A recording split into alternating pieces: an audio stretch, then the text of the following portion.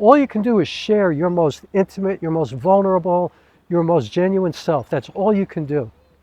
And then you're going to find a lot of people who relate to who you are, what you do, and what you're trying to say, and what you're going through, and what you're looking for, and where you're going, and where you've been, and where you're at in the moment.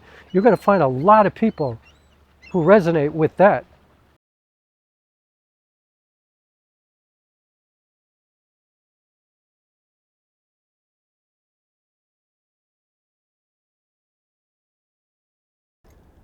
Little trick, I use my keys to focus because I'm using a Panasonic GH5, which is kind of the point of this video. And I'm shooting with a Mikey 35mm f1.4 lens. I'm shooting at f4, so I'm getting kind of an f8 full frame equivalent look.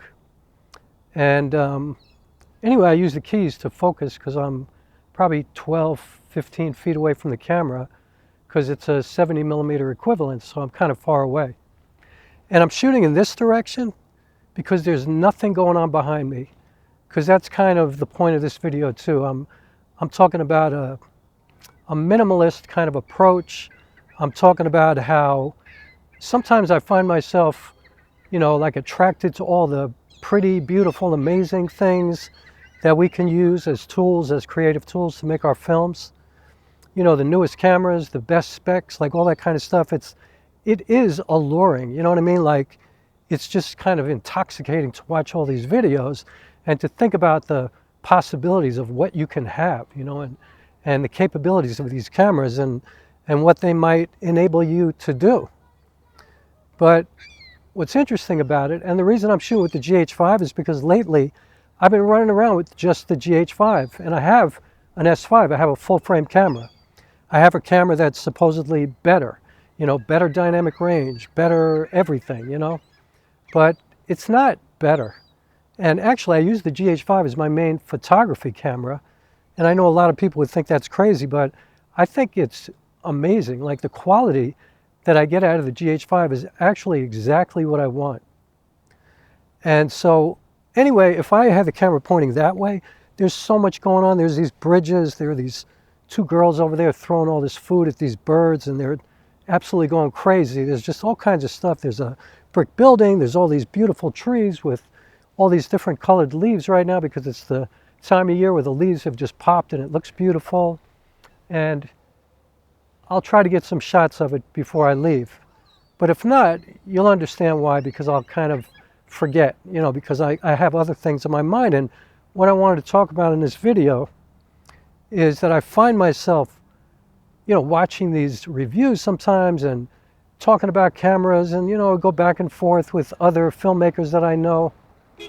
And yet, what I'm attracted to, like what I'm trying to get out of my storytelling is like a gritty, old school, dirty kind of thing. You know, like I'm a Jim Jarmusch fan. I like black and white films. I like old Italian films like Malena, like Cinema Paradiso, like Water for Chocolate, stuff like that. Like, this is the kind of work that I enjoy. I watched an old movie called My Dinner with Andre the other day. And it's a film that I love. It's an iconic, classic film. And it's so simple. It's like two guys sitting at a table talking for the entire film. But what I also noticed about that film is that there's so much noise in that movie. It's amazing. And yet you become completely engrossed in the story. Like, that's really the only thing you're thinking about is, what are they talking about? The arc of this story is just amazing as it moves along. And you don't care about the noise. You don't care about the quality of the image, even though, you know, it's exposed properly, it's beautifully framed, the composition is great. I mean, if you're just going to shoot two people talking for an entire film, you better be good at your composition and things like that. But mainly it's the writing, it's the storytelling. And that's what I'm always going after, you know. But I'm also just, you know, in terms of the look, like the cinematic aspects, I'm going for a gritty, dirty 16mm, maybe 8mm kind of look. I watched a series recently that I thought was one of the most brilliant storytelling, cinematic kind of things that I had ever watched, called Task. It's on HBO Max, and I highly recommend it. And It takes place somewhere in eastern Pennsylvania. I think like northeastern Pennsylvania, which is kind of like where I am in upstate New York right now, in the Poughkeepsie area, which is like an old industrial town. You know, it's gritty, it's dirty, it's nasty, it's beautiful to me. It's my favorite kind of thing, like New York City. That's why I'm such a New York City snob, because I love old New York. You know, one of the reasons I left New York City is because it's getting too modern for me. You know what I mean? Like it could be any city now. It just doesn't look like my New York City, the place where I was formed. You know, like it doesn't feel like that anymore in many parts of the city. Like in the neighborhood where I was living in the Bronx, it's still, excuse me, it still kind of felt that way. But I notice now they're tearing down buildings all over the place. They're going to put up brand new, you know, windowed, ugly glass buildings everywhere like they did in Brooklyn. They're going to fuck it up, you know. I just, for me, personally. And, you know, look, New York is always changing. I believe in progress. But I don't know. I just find it funny, you know, like we kind of look at these cameras as like toys and lenses and things like that. We think we need this kind of stuff to do great work. And then we put filters on it. We do all kinds of stuff to make it look less sharp, less perfect, you know. Like I love to shoot anamorphic. I only shoot with vintage lenses. I have 2 cheap lenses for the GH5. Like I don't really have lenses for the GH5 because when I'm doing real work, like a real feature or like a documentary that I just shot, I don't use the GH5, I use my S5. But the S5 is also a funky, gritty, dirty, nasty kind of stank camera. You know, you can get that kind of look. You can get that Jarmusch kind of vibe from that camera. I mean, you could get a clean vibe too if you buy, you know, clean lenses. It's really more about the lenses that you put on the camera. But I guess what I'm talking about is, you know, a lot of people are asking me, why are you buying an S1H for this film? And truthfully, the reason I'm buying the S1H is because it's cheap now. It's an amazing, legendary camera. It's Netflix approved, so it's a great camera. I could shoot proper 24p. That's what I want to do because I want to be able to make a DCP at the end of the film. And I have full frame lenses. That's really what I'm using. You know, I have 3 anamorphic lenses that I'm going to use for this film. I have my vintage lenses, and it fits my setup. But honestly, you know, I don't need to even think about any of the new cameras like the Nikon ZR, the Canon C50, like whatever Panasonic's going to come out with after the S1 II. Maybe they're going to come out with an S1H Mark II. To me, the only advantage is going to be the autofocus, you know, and that's, you know, something that I don't really think about because I don't use it. But, you know, I'm looking for that old look. I'm not worried about the new cameras, so I don't, you know, I think I'm just kind of addicted to watching the videos sometimes because they are interesting to me and I am a tech nerd. But, you know, I also think like, what kind of work are the people doing who really want those cameras? They're probably not doing what I do. You know, they're probably doing corporate work. They're probably earning a living doing commercials and things of that nature. They're not worried about, I mean, they are worried about the sharpness, what a client might, you know, demand to be ultra clean and perfect and like a Nike commercial or something like that. If they're doing that kind of work, I totally understand that you need 8K, 12K, you need a Pixis, you need something that could provide you that kind of really clean, perfect look, something that is like breaking the ceiling of what filmmaking can achieve and photography. But for me, I'm not even interested in that. I don't do that kind of work. I'm not looking for that. You know, I just completed a documentary. It looks exactly how I want it to look, but I'm sure a lot of people will look at it and go, oh, some of that stuff is noisy or whatever. I mean, I do that on purpose. I like that. You know, that's what I'm going for.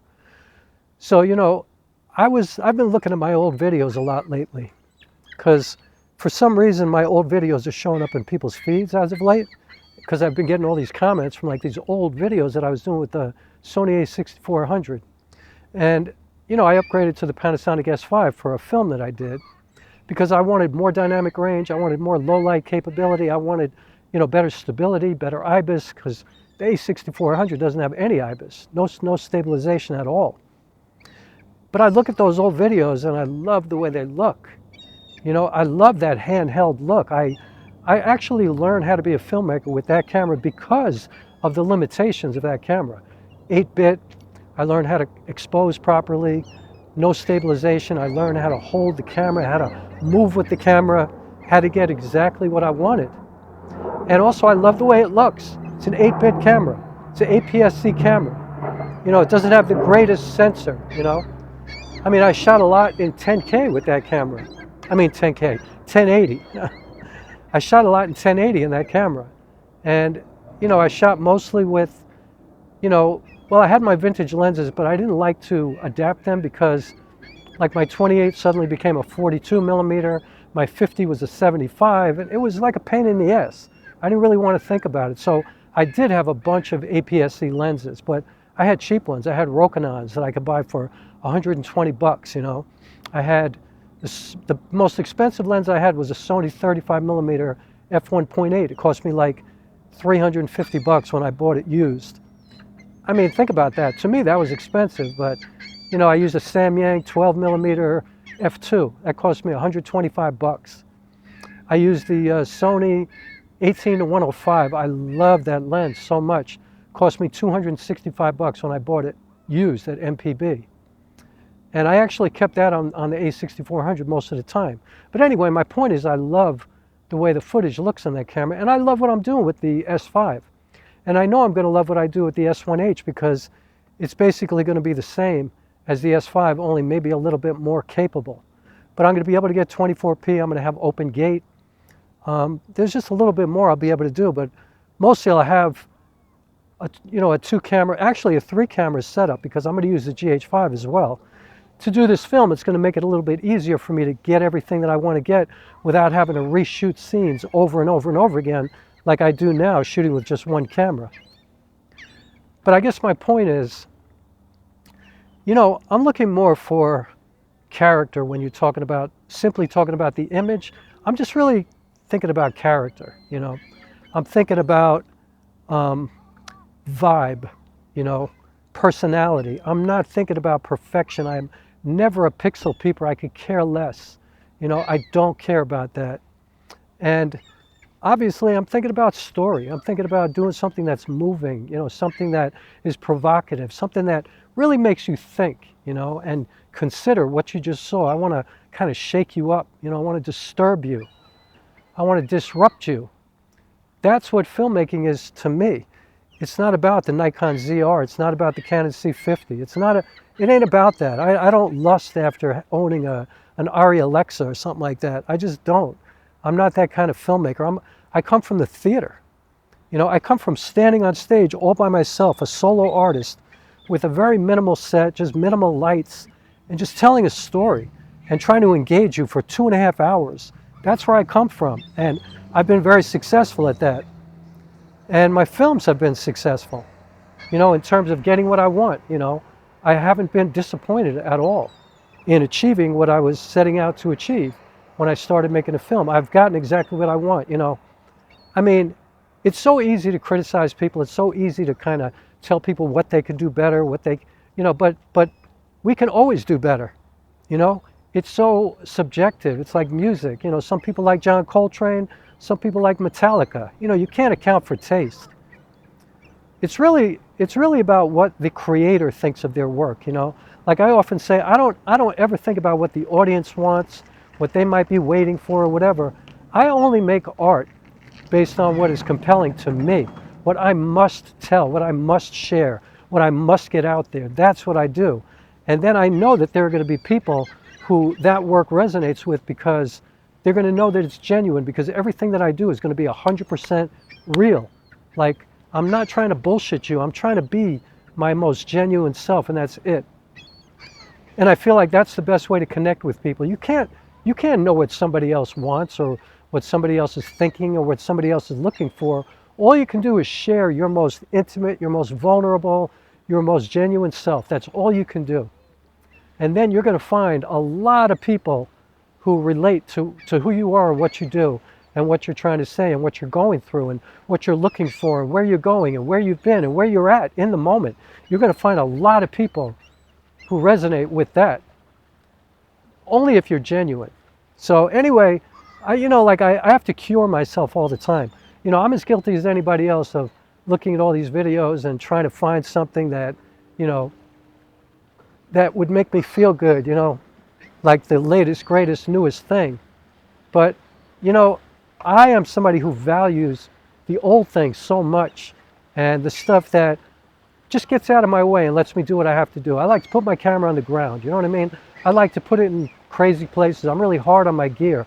I like stuff that can deal with rain and snow and cold weather and hot weather. Like, that's really what's most important to me, build quality. That's why I like these vintage lenses I have. They're built like tanks.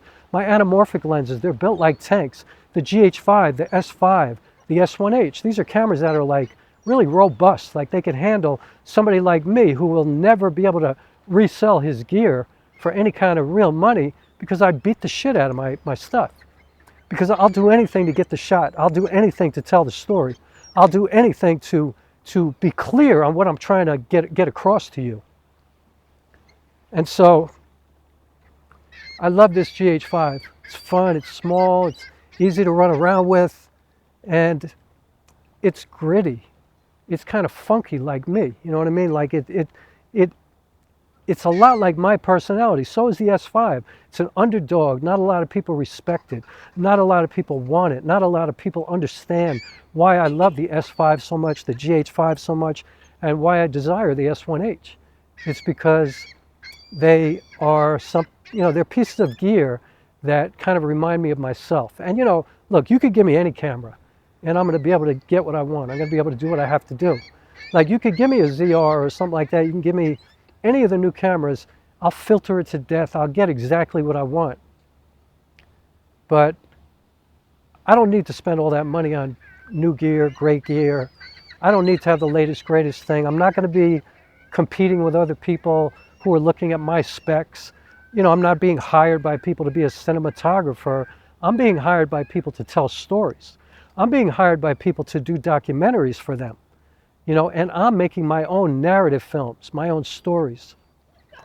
The reason I love Task so much, the reason I love that show so much, was because it was so genuine, it was so gritty, it was so dark, And I'm sure they used all the latest stuff, like the film 1917. Roger Deakins, I'm sure, shot that with some amazing cameras, amazing gear, but that's what I would do with amazing gear. I would make it look like that, I would definitely break all the rules and try to get it as gritty and dirty as I can. And so, yeah, that's what filmmaking is for me. That's what all of it is for me. But I have to admit, I do love to look at all these videos and learn about all this new stuff.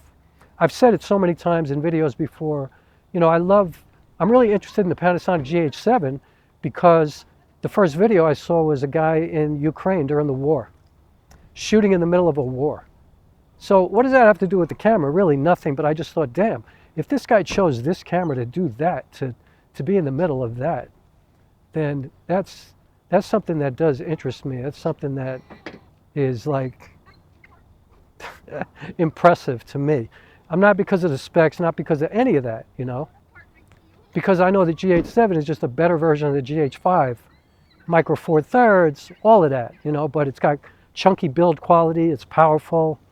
That's one of the reasons I'm not interested in the Blackmagic cameras, because as much as I am interested in the fact that they have the best image quality and they're filmmaking cameras, I know that they're plastic and they're not as robust, and I feel like I would break one. I feel like I would just destroy it in the way I shoot. So I don't think they're documentary cameras, even though they might be. Maybe the older ones are, but I think more like, I don't know. I think, I forget the name of those cameras, but there are, I don't know. I can't think right now. I was thinking of another brand of a camera that is something that would be more of a documentary type camera. But anyway, S5, GH5, S1h, that's what's going to be my kit for this film that I'm about to shoot. And I don't know, be genuine, be who you are. Don't be somebody else, Don't try to think about what other people want. Throw out there what's important to you. and just do it. You know, don't allow your life to paralyze you with all this other stuff. It's just distractions from doing stuff, from living your life. That's the other thing, and I'm going to end the video with this. You know, time is moving so fast. I can't believe the pandemic was 5 years ago. Like, time is flying by. Every day that you don't do something is a day that you're never going to get back. And as I get older, that's obviously more magnified for me. Like, I just think, damn, you know, I need to take advantage of every single day, every single second, every single moment. I am not about wasting any time. You know, last night I stayed up till like 2:30, 3 o'clock in the morning, doing stuff, working on my script, being productive, but it fucked me up for today because I like to get up at like 5:30 in the morning, and I just couldn't get out of bed today. You know, like, I got up at 5:30 and I was like, no, go back to sleep. So I went back to sleep, and then I wound up getting up at like 11:30. And I just couldn't do a lot of the stuff that I wanted to do because I have to work out, I got to stretch, I got to do my strength work, I got to do my nutritional work, I have to do all that stuff. And so I did that, but then it didn't allow me to do a lot of other stuff that I wanted to do. And so I feel like what I gained by staying up late and doing the stuff that I wanted to do last night, I lost today. So I have to be more disciplined with my time. So, you know what, just whatever. I'm kind of, you know, going off the subject right now why I started this, but, you know, I just want to tell you to do shit. You know what I mean? Just do stuff. Stop procrastinating. Don't get caught up in stuff that's not really important. Like, try to really, you know, sit in silence. You know, turn all your stuff off for a minute. Don't listen to anything. Don't watch anything. Like, be silent and try to consider what's important to you. What do you want? What are you looking for? What's important for your life? Not compared to anybody else, not having anything to do with what anybody else is doing or getting or having or whatever. Like, what is it for you that's important? What do you want to do? And do what you want to do. Stop wasting time with, you know, specs and the best camera and whatever else is getting in the way of your life. Stop it. Do shit right now. So please subscribe and please hit the like button, and please consider joining my Patreon. That would be awesome. And check out my GoFundMe for this film. I'm trying to raise money. I'm writing a bunch of grants. I'm doing everything in my power to make this happen in the best way possible. So anything that you could help with in the GoFundMe would be fucking amazing, awesome. And I will honor your support 100%. That's one thing you could count on with me. I'm going to give every ounce of my life to my work. And if you want to be a part of that, that's an honor for me. So, all right, I think I've said enough. I'm going to try to shoot some of the stuff, but it's kind of dark around here, so I don't know if you're going to get the pop of the colors, but I'll show you what I meant before by it would have been smarter for me to shoot in that direction for a YouTube video, but I didn't want anything behind me because I'm talking about some more minimalist, you know, kind of, you know, like, no. On the other side. Sorry. Anyway, you get my point. Somebody asked me a question. I'll see you next time. See you later. I'm going to shut this off and try to get you some stuff. Say what?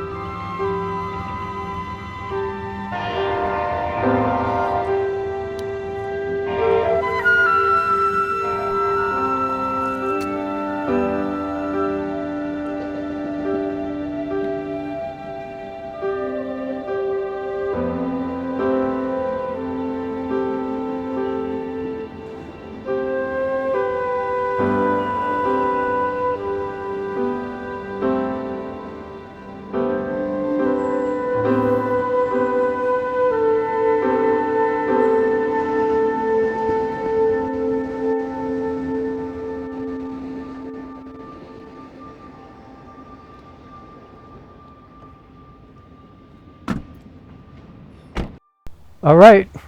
Hey, I just wanted to say hi. I saw him talking out here. It looked pretty cool. Bye!